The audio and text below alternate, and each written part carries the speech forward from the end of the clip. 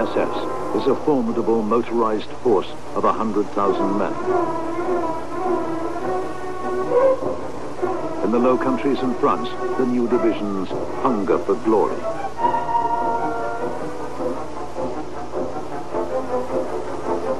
While the exploits of his military athletes win the grudging respect of the regular army, and in Hitler's words, pay the butcher's bill, Himmler's thoughts are elsewhere. To him, the war in Western Europe is merely a distraction. Only in the East can the destiny of the SS be truly fulfilled.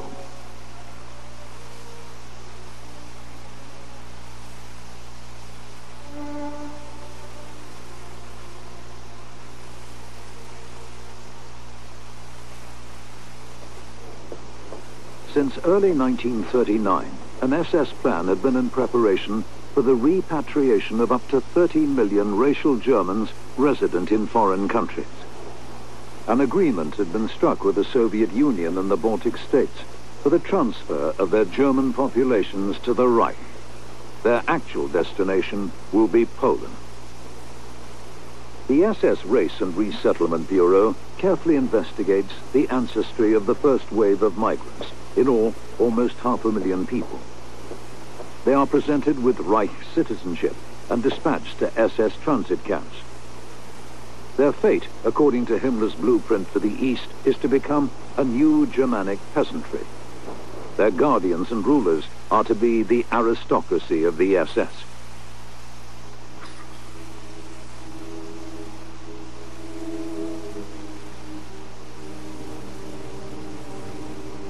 By mid-1941, 1 million Poles and Polish Jews had been driven from their homes and deported to the area of Poland known as the Government General. The Jewish people of the conquered territories have been forced into ghettos to await a fate as yet unknown.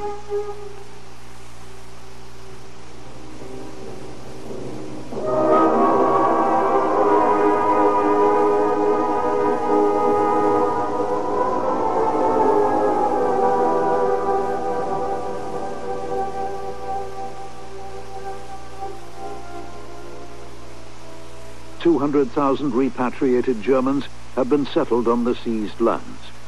Yet, resettlement is only the first phase in Himmler's grand design. The second is the repossession of whatever Aryan blood can be found in the Polish population. On Himmler's orders, Poles are to be subject to a massive program of racial screening.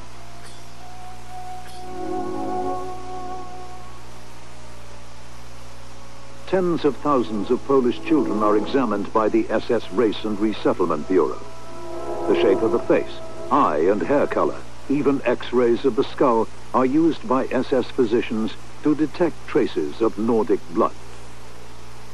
Of those rejected as racially undesirable, many are sterilized.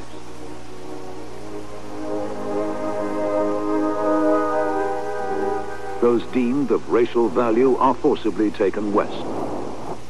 After a period of what the SS term re-Germanization in a Lebensborn home, they are to be adopted by SS families. For Himmler, the seizure of children of Aryan stock is a long-term project. Of more pressing importance is the rapid expansion of the Waffen-SS.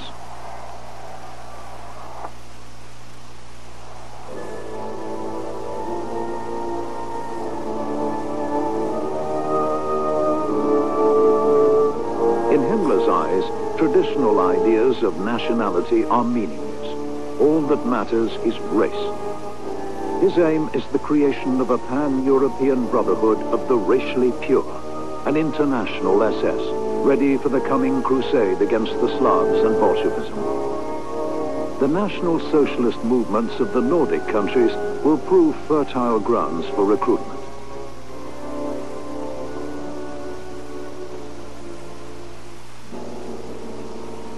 The Viking Division, composed of Norwegian, Danish, Dutch and Flemish, is the first of 13 SS divisions to be raised from Nordic or Germanic foreigners. All are formations entirely composed of volunteers. To the members of Himmler's foreign legions, in the racial vision of the SS lies the future of Europe.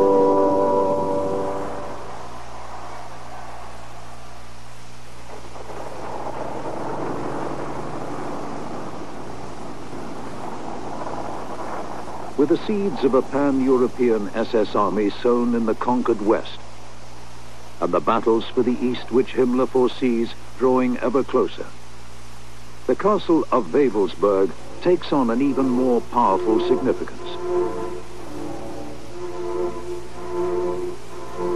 Wewelsburg, spiritual center of the SS order, is to become a city.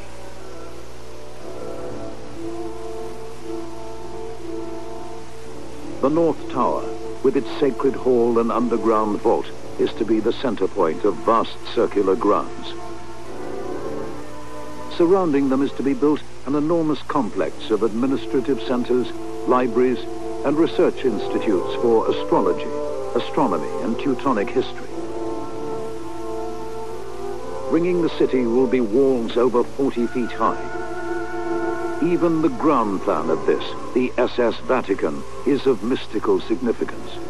It represents the head of a spear, its tip pointing to the north.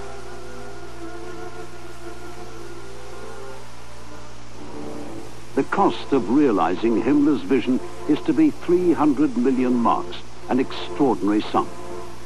The entire project is to be completed sometime in the 1960s. By then, the SS will possess its own independent state, a state carved from the heartland of the Soviet Union. To Heinrich Himmler, Operation Barbarossa, the invasion of the Soviet Union, promises the fulfillment of all his dreams. With victory will come the foundation of an SS kingdom.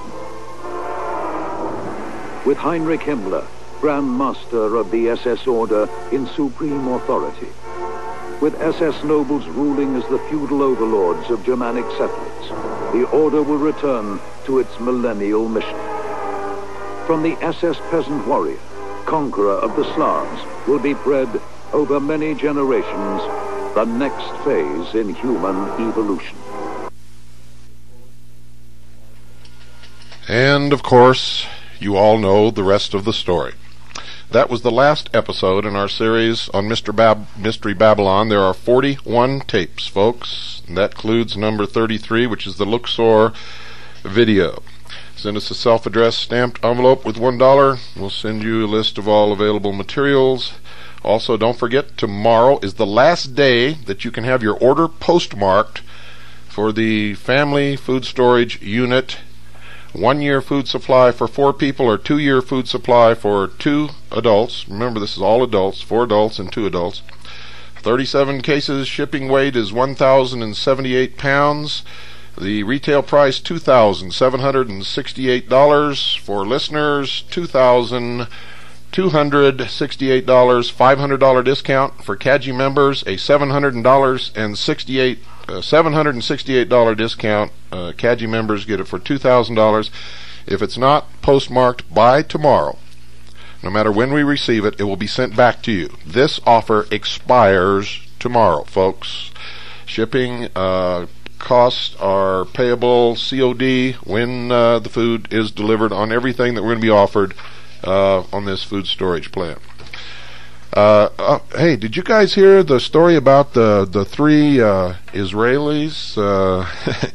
Good night, folks. They were in uniform. And God bless you all.